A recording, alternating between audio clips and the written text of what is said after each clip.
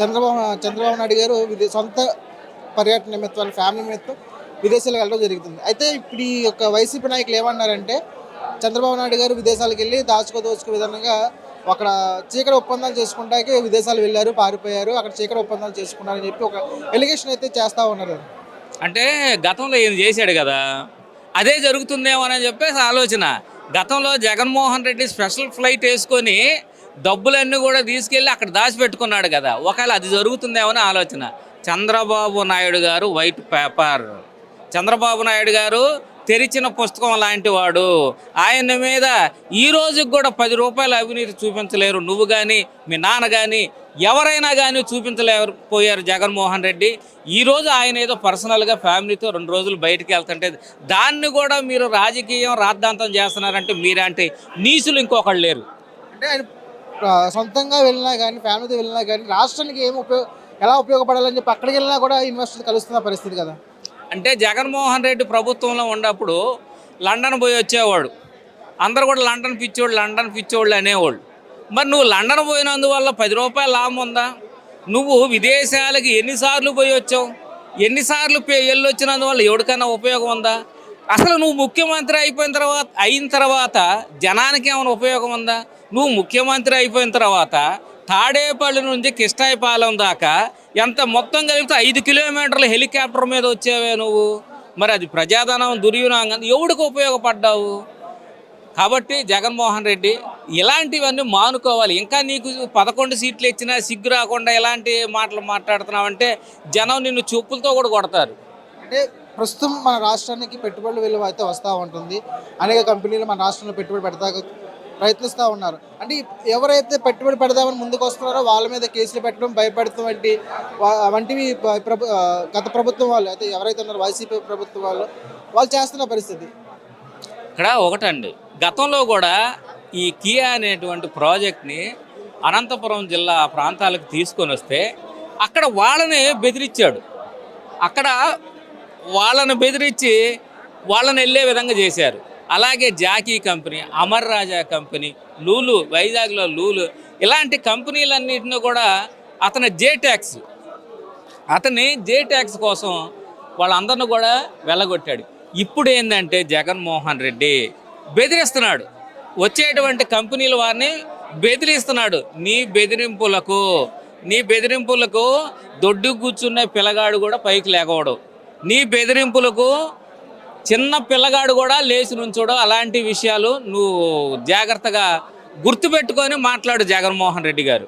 అంటే వచ్చే కంపెనీలకు ఏదైతే ఉందో వారికి తక్కువ రేట్లుగా భూములు ఇస్తూ ఉన్నారని చెప్పి ఎలిగేషన్ చేస్తూ ఉన్నారు. 99 పైసలకి భూములు ఇస్తూ ఉన్నారు. రాష్ట్ర సొమ్మును దారాదత్తం చేస్తున్నారని చెప్పి వాళ్ళు ఎలిగేషన్ చేస్తూ ఉన్నారు. ఇక్కడ ఒకటండి, నీ సంగతి నువ్వు చూసుకోయా బాబు. నువ్వు రిషికొండని బోడుగుండు కొట్టిన సంగతి జనం అందరికీ తెలుసు. నువ్వు రిషికొండని బోడుగుండు కొట్టి ఎవరికి కట్టబెడదాం అనుకున్నావో అందరికీ తెలుసు. ఇప్పుడు కంపెనీలు రావాలంటే వాళ్ళకి భూములు కావాలి. భూముల్ని ఏ విధంగా ఇవ్వాలో చంద్రబాబు నాయుడు గారు ఆ విధంగా ఇస్తున్నాడు. ప్రజలందరికీ తెలిసేటట్టుగానే ఇస్తున్నాడే, నీకు రాగా సీక్రెట్గా ఇవ్వట్లేదే, సబ్ కమిటీలో పెట్టి మంత్రివర్గంలో పెట్టే ఇస్తున్నాడే, ఏదైనా ప్రజలకు తెలియకుండా చేయట్లేదే. నీలాంటి మాయలు మరాఠా విషయాలు చంద్రబాబు నాయుడు గారికి తెలియదు, కూటమి ప్రభుత్వానికి తెలియదండి. ఏదైనా కానీ పర్ఫెక్ట్గా చేస్తారు. కంపెనీలు వస్తే రాష్ట్రం బాగుపడద్దనే ఉద్దేశంతోనే ఆయన భూములు ఇవ్వటం జరుగుతుంది. రీసెంట్గా రెండు కాకుండా పాస్బుక్లు ఇక గవర్నమెంట్ ఇవ్వడం జరిగింది. అంటే గతంలో చూసుకుంటే ల్యాండ్ టైటిల్ యాక్ట్ అని, లేకపోతే పుస్తకాల మీద వాళ్ళు బొమ్మలు వేసుకోవడం కానీ అని గత ప్రభుత్వాన్ని చేసింది. రాళ్ళ మీద, సరిహద్దు రాళ్ళ మీద బొమ్మలు వేసుకోవడం.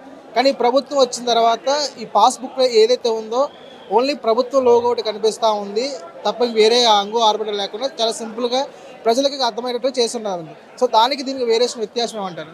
ఇక్కడ ఒకటండి, ఆంధ్ర రాష్ట్రంలోని రైతుల్ని బలవంతంగా వాళ్ళ దగ్గర ఉన్నటువంటి పాస్ పుస్తకాలు లాక్కొని ఇతని దిష్టి బొమ్మ వేసుకున్నాడు జగన్మోహన్ రెడ్డి. ఇతని దిష్టి బొమ్మను చూసి రైతులు రోజు నిద్రపోయిన రాత్రులే. ఇప్పుడు ఆ దిష్టి బొమ్మను తీసుకెళ్ళి ఆడన్నా బ్యాంకులో పెట్టుకుందామని కానీ లోన్లు ఇచ్చేటువంటి పరిస్థితి లేదు. ఎందుకంటే ఏదైతే ప్రభుత్వం బ్రిటిషు కాలం నుండి ఈ ల్యాండ్ టైటిల్ యాక్ట్ అనేది కంటిన్యూగా వస్తుందో దాన్ని మార్చి జగన్మోహన్ రెడ్డి రూపాయికి చెల్లని విధంగా చేశాడు. ఇప్పుడు దాన్ని కూటమి ప్రభుత్వం వచ్చిన తర్వాత ఆంధ్రప్రదేశ్ రాష్ట్ర ప్రభుత్వ రాజముద్రతో కొత్తగా పాస్ పుస్తకాలు ముద్రించి కొత్తగా రైతులకు చేయూతనిచ్చి ఊతం ఇస్తూ తీసుకొచ్చింది. ఇక్కడ ఒకటి గమనించాలి, జగన్మోహన్ రెడ్డి ఏమన్నా మనకు భూమి ఇచ్చాడా? జగన్మోహన్ రెడ్డి నానేమన్నా మనకు భూములు ఇచ్చాడా? వాళ్ళ తాత ఏమన్నా మనకి ఇచ్చాడా? లేదు కదా. ఎందుకు అతను ఫోటోలు వేసుకోవాలి?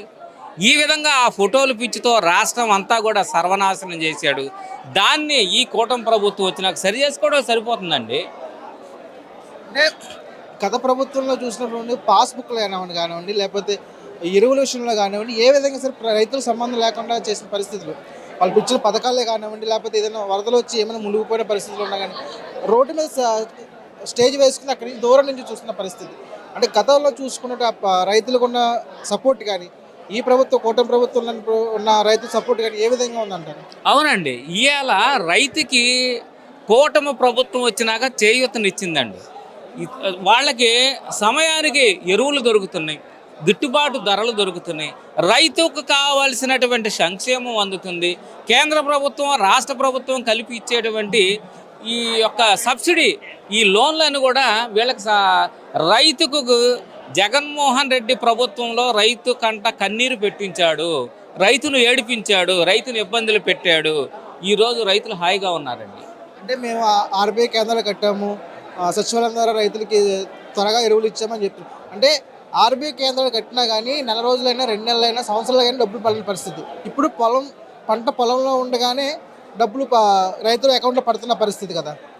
ఇక్కడ ఒకటండి, జగన్మోహన్ రెడ్డి స్థాయి ఏంటంటే కింద గ్రౌండ్ లెవెల్లో ఆలోచించడు అతను.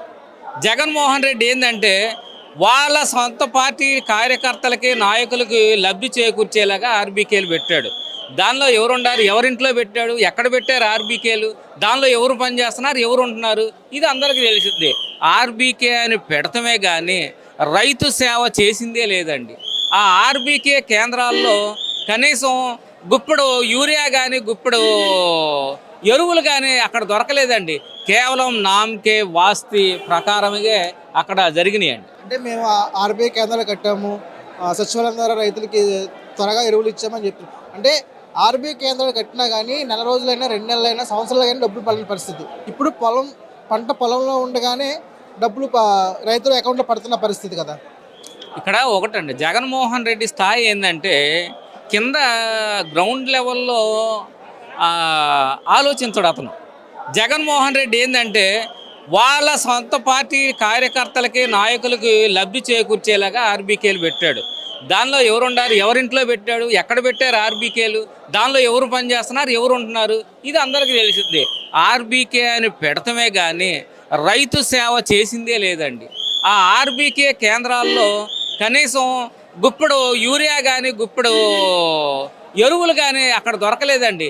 కేవలం నామకే వాస్తి ప్రకారమే అక్కడ జరిగినాయండి.